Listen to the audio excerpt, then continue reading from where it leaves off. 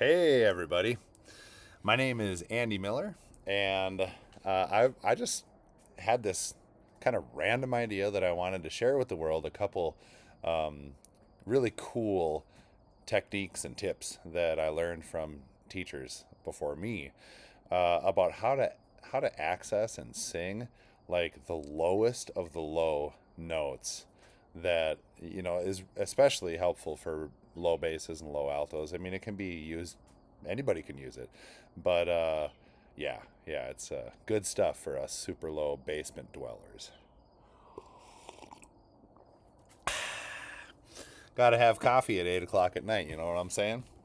So this first one I would call the puffy cheek warm up. I've never given it a name, but um, and it's basically you puff up your cheeks and you leave a little gap in your lips so that you can still release a little bit of air and phonate, but your cheeks stay puffed up. And you'll notice right away that your vocal mechanism, your larynx, it really relaxes and it opens up. It has to do with the balancing of the air. It's kind of like a lip buzz, and I like lip buzzes for for mid range and for higher range. But lip buzzes, I'll just put this out there right now. Lip buzzes can also breed tension. So I think that they need to be approached carefully, and they need to be approached with some cautionary elements, because as a singer, I've done the wrong things with lip buzzes, and I've also heard a lot of singers go about it the wrong way. It's easy to not use good technique when you do a lip buzz. So I just want to put that out there. Don't use it as an automatic, um, and assume that it's an automatic good technique breeder, because it's not. Okay, so anyways, rant aside, the puffy cheek warm up for low singing. Let's just do an exercise. It'll be five note scale going down, um, descending. We want to use the fancy terms, the right terms, and then I open up to a vowel. A lot of times I do an to start with, because is very natural. It's not forced. You don't have to manipulate a bunch or shape it to get there. Like e or oo. So let's do it, and we'll do a few of them in a row.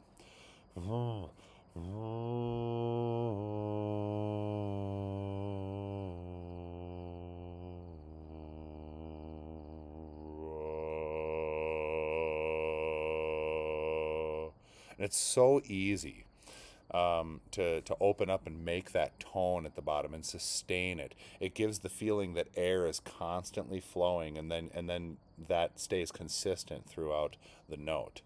You'll also notice I move my head from side to side when I do it, because I'm trying to do everything I can to allow my mechanism to phonate in the low lows. I would equate it to a stand-up bass. The lowest string on the stand-up bass, or a guitar or a bass guitar, you can see the thing like flopping back and forth, when it plays. And it needs that looseness in order to vibrate the way it's supposed to vibrate. If it wasn't that loose, it wouldn't be able to do it, or it wouldn't sound as good and have the body that you want it to have. So, okay, let's do another one. You'll also notice if I open to another vowel, I'm really not going to define it. I'm not going to go E. I'm going to go and you can work on defining it later, but you need to start from the relaxed place, the open place, and allow everything to stem from that before you go for quality and artistic preference. Okay, so let's go another one lower.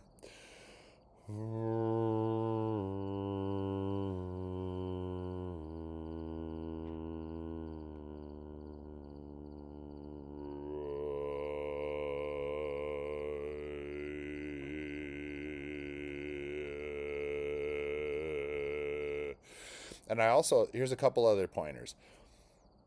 I'm very careful as I approach that last note too. I don't thunk into it, right? I slide into it a lot, and I do it very gently and easily, so that my voice almost doesn't even know that I'm arriving to the last note. Another thing, what was I going to say? There was another point I was going to make there. Oh, another thing is I try really hard to trick my brain that I'm not activating my vibrato.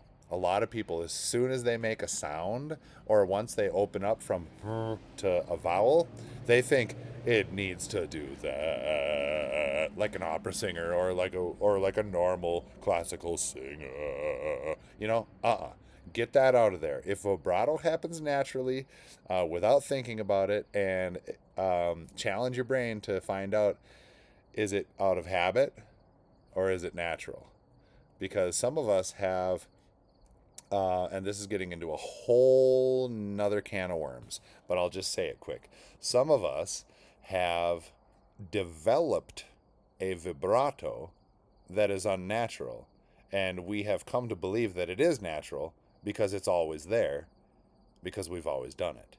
But what we've actually done is we've mimicked um, other classical singers. The classical singing approach in general we've mimicked, and we have created our own vibrato um, based on our perception of what the classical singer is supposed to be. And I would say, especially way down there in the basement, vibrato, noticeable vibrato, is not as present or prevalent as you would think. And if it's not there at all, that's okay. If it just comes out like the big pipe on a classic pipe organ, great, right? Whatever it wants to be, let it be, and really examine your approach and your thinking so that you're not making it anything it's not supposed to be. All right, let's see. We were right there before. Let's go right there. And this time I'm going to open up to a vowel that, seems a little bit more defined, but I'm not going to define it that much. We'll go with O, okay?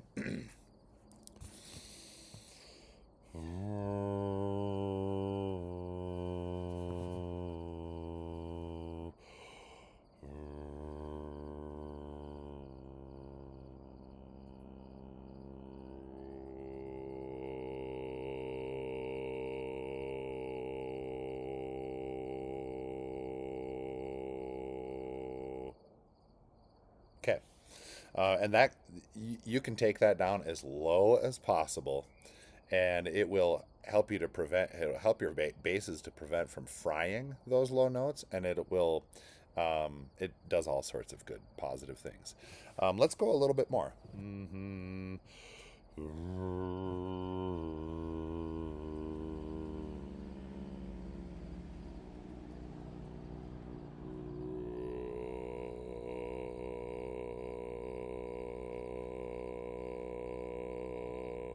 And I mean, you can see my face. It's very relaxed. I mean, everything is very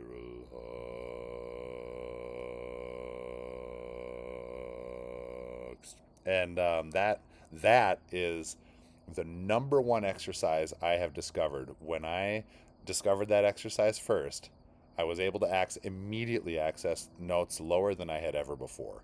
I think it I was averaging like low D's and D flats, and it got me to easily access C's, B's, and B flats, even sometimes A's and A flats, and even G's without frying. And I'm not a particularly low bass. I'm not a profundo. I'm probably a primo, like the first low bass. Anyways, and then what I also noticed was that it wouldn't just help me access those notes from the exercise in a temporary fashion, but I used that exercise every day for, when I first discovered it, like 3 weeks. And I used it multiple times a day. I did it in the morning, I did it in the afternoon, I did it in the evening. And what I found was my low range definitely extended to the point where popping out a low B flat was almost automatic. I could almost rely on it all the time, and so I think you guys will get a lot of mileage out of that with your lower singers. Here's another little tip, and this is just a easy little thing. Um, I was in college, and we had a concert coming up that night. and I had done a lot of singing already and a lot of talking, and I didn't have like the low C's that were needed for the repertoire we were doing. And my voice teacher said, "Well, how about try this? Inhale on your vocal cords." I said, "Well, what do you mean? Like take a breath?" And he goes, "No, no, no, make a noise while you inhale." And I did, and then all of a sudden the low note was there. The presence was back, and I was able to access the notes. Now, it didn't last very long because my voice was tired and it was fuzzy. And we're human, we have limitations. But for the moment, just for the temporary, it put it right back there where it needed to be. And I used it in the concert right before we got to the final Amen. And I don't even remember what piece it was. Um, I very quietly to myself, I did it with my mouth closed so no one could hear. Well, choristers were singing other stuff, so it was unnoticeable. And I rocked that low C. So there's just a couple tips for your low singers. I hope you get some use out of this. Let me know how it goes, and God bless you guys.